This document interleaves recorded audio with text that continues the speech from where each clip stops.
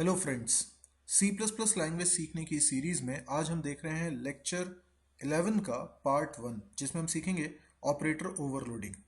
और इसको सीखने के लिए सबसे पहले हम एक प्रोग्राम देखते हैं जिसमें हम एक बना रहे हैं क्लास कॉम्प्लेक्स नाम की, जो कॉम्प्लेक्स नंबर को रिप्रेजेंट करेगी, जिसमें प्राइवेट मेंबर वेरिएबल्स हम बना रहे हैं ए और बी। अच्छा, इसमें हम एक पब्लिक फंक्शन भी बनाने की बात करेंगे। हम चाहते हैं सेट डेटा फंक्शन बनाएं जिसमें हमने दो वेरिएबल्स बना लिए हैं x और y, और a में असाइन कर देते हैं x की वैल्यू, b में असाइन कर देते हैं y की वैल्यू। इसी तरीके से हम एक और फंक्शन बनाते हैं शो डेटा, जिसमें हम एक सी आउट स्टेटमेंट लिख रहे हैं a इक्वल्स टू a की value, b equals to b की वैल्यू।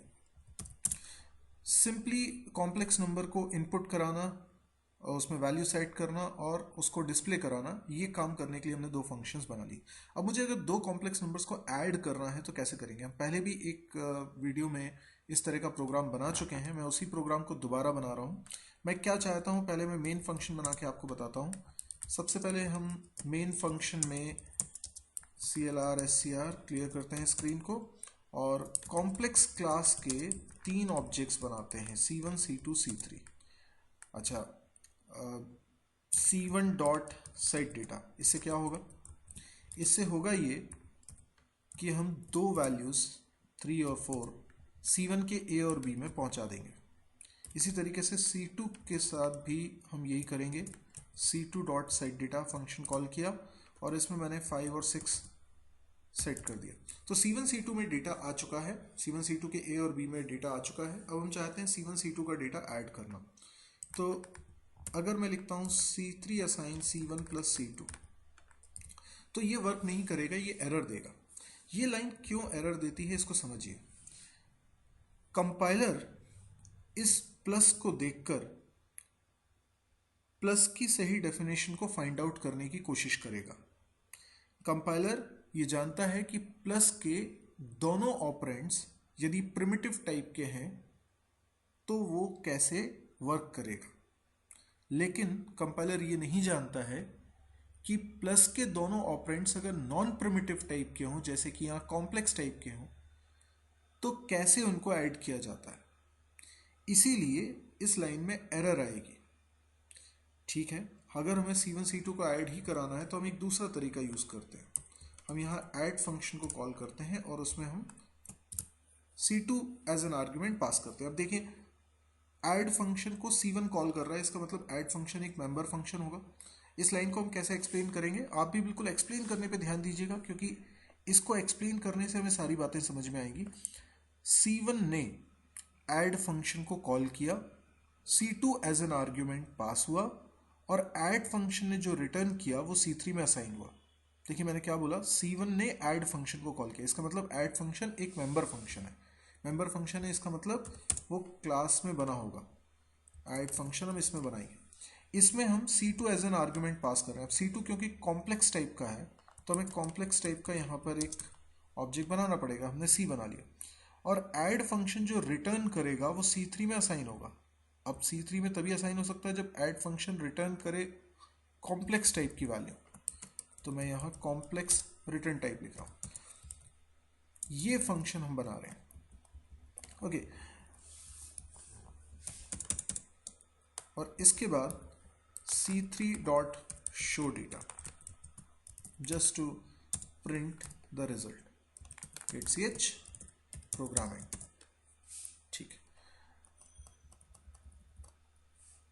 अब हम ये चाहते हैं कि ऐड फंक्शन की डेफिनेशन लिखें। यहाँ पर हम एक टेम्प नाम का ऑब्जेक्ट बनाते हैं जिसके ए में असाइन करते हैं a plus C dot A, temp dot B में असाइन करें b plus C dot B. इस लाइन को ज़रा अच्छे से रिवाइज करिए, क्या था ये? हमने a और b लिखा है, राइट? हमने ऐड फंक्शन के अंदर सिर्फ ए लिखा तो ये किसका ए, कॉलर ऑब्जेक्ट का ए, मतलब C1 का ए, C1 ने ऐड फंक्शन को कॉल किया था। C डॉट ए लिखा तो ये किसका ए, C का ए, पर C में वही डेटा है जो C2 में है, बिकॉज ऐड फंक्शन में हमने C2 पास किया था। तो C1 का ए और C2 का ए ये दोनों ऐड हो गए और इसको मैंने टेम्प के ए में रख दिया। इसी तरीके से C1 का बी और C2 का बी ऐड हो गया और टेम्प के बी में रख दिया। इससे ये हुआ कि टेम्प पे दोनों कॉम्प्लेक्स नंबर का सम स्टोर हो चुका है। अब हम इस टेम्प को रिटर्न करा देते हैं। ये रिटर्न होके किस में जाएगा, C3 में, और C3 की वैल्यू शो हो जाएगी। मैं एक बार इसको रन करके भी बता देता हूँ। कुछ एरर है, हैश इंक्लूड आईओस्ट्री, ओके मैंने इसमें एंगुलर ब्रैकेट नहीं लगाया। ओके फिर से रन करता हूँ। तो सम आ गया 8 10, बिल्कुल सही है क्योंकि 3 4 और 5 6 वैल्यूज थी, तो 3 + 5 हो जाता है 8 और 4 + 6 हो जाता है 10, बिल्कुल सही आंसर आया। अब मैं इसमें कुछ चेंजेस करने की बात करता हूँ। अब देखिए मैं आपसे कुछ सवाल पूछता हूँ, आप उनका जवाब देने की कोशिश करिएगा।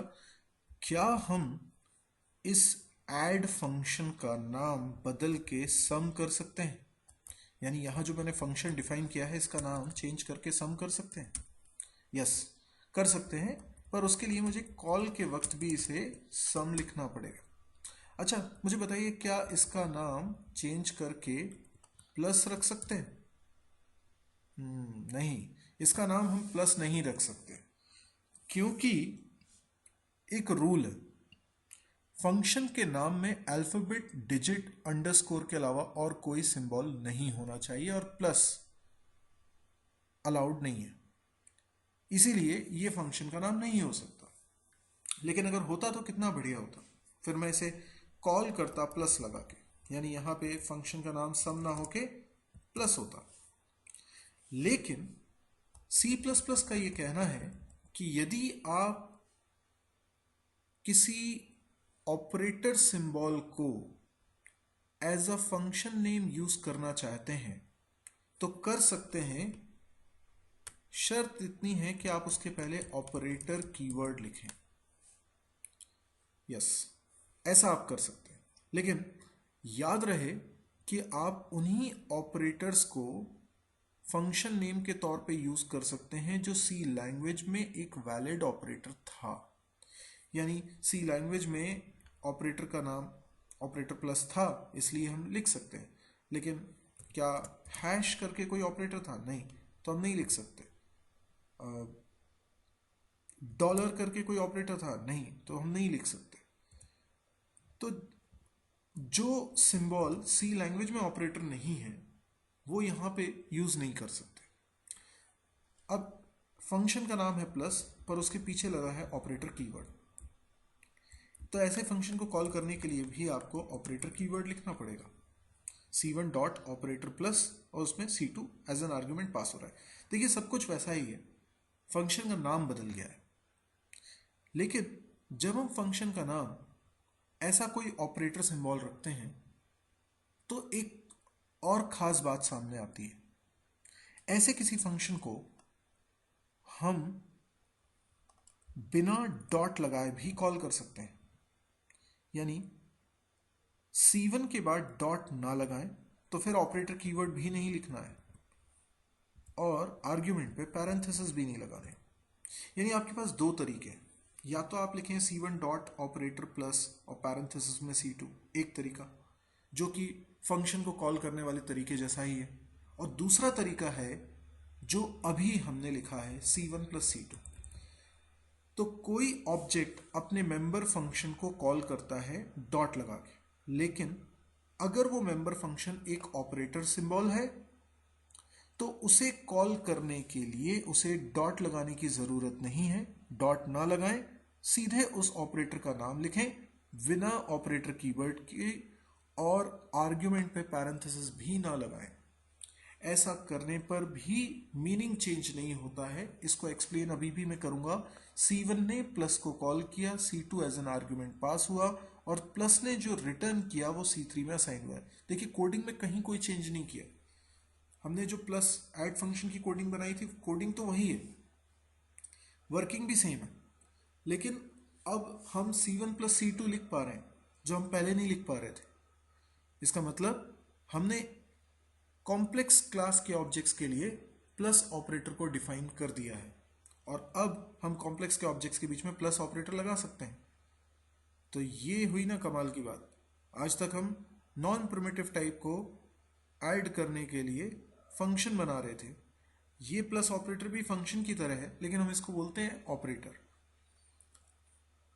अब आप ये सोचिए कि प्लस का एक मीनिंग तो सी लैंग्वेज में ऑलरेडी था, वो यहाँ पर भी है। दो प्रिमिटिव टाइप की वैल्यूज को ऐड करने के लिए, जैसे दो इंटीजर को ऐड करने के लिए आप प्लस लगाते हैं, वो मीनिंग तो है ही, कंपाइलर जानता है उसका मीनिंग।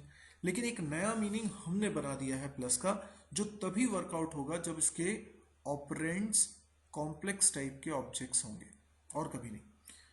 तो प्लस की एक से ज़्यादा डेफिनेशंस हो गई, तो हम कह सकते हैं कि हमने प्लस की एक और नई डेफिनेशन बना दी। अब समझते हैं ऑपरेटर ओवरलोडिंग क्या है। जब एक ऑपरेटर सिंबल एक से ज़्यादा काम के लिए बना हो तो हम उसे ऑपरेटर ओवरलोडिंग कहते हैं। जैसे प्लस की यहाँ पे एक से ज़्यादा डेफिनेशन होगी, एक डेफिनेशन जो पहले से थी जो प्रिमिटिव टाइप को ऐड करने के लिए थी, और एक दूसरी डेफिनेशन जो कॉम्प्लेक्स टाइप की वैल्यूज को ऐड करने के लिए होगी, वो हमने बनाई। तो इस तरह से ऑपरेटर ओवरलोडेड हो गया है मल्टीपल जॉब्स। ये पॉलीमॉर्फिज्म को इंप्लीमेंट करने का एक तरीका है। पॉलीमॉर्फिज्म को इंप्लीमेंट करने का एक तरीका फंक्शन ओवरलोडिंग हम पहले ही देख चुके हैं। हम कोई भी सिंबल जो सी लैंग्वेज में एक वैलिड ऑपरेटर था उसको यहाँ फंक्शन के नेम के तौर पे यूज कर सकते हैं, पर हमें उसके पहले ऑपरेटर कीवर्ड लिखना होगा। सी लैंग्वेज में कुछ ऐसे ऑपरेटर्स हैं जिनको हम यहाँ फंक्शन नेम के तौर पे यूज नहीं कर सकते, जैसे साइज ऑफ और कंडीशनल ऑपरेटर। यदि आपको आज का लेक्चर समझ में आया हो, आपको ऑपरेटर ओवरलोडिंग समझ में आई हो, तो आप इस वीडियो को लाइक करें, इस पे अपने कमेंट्स भी दीजिए ताकि मैं और इम्प्रूवमेंट कर सकूं। आप इस चैनल को सब्सक्राइब करिए ताकि इस तरह के और वीडियोस की अपडेट्स आपको मिलती रहे। Thank you.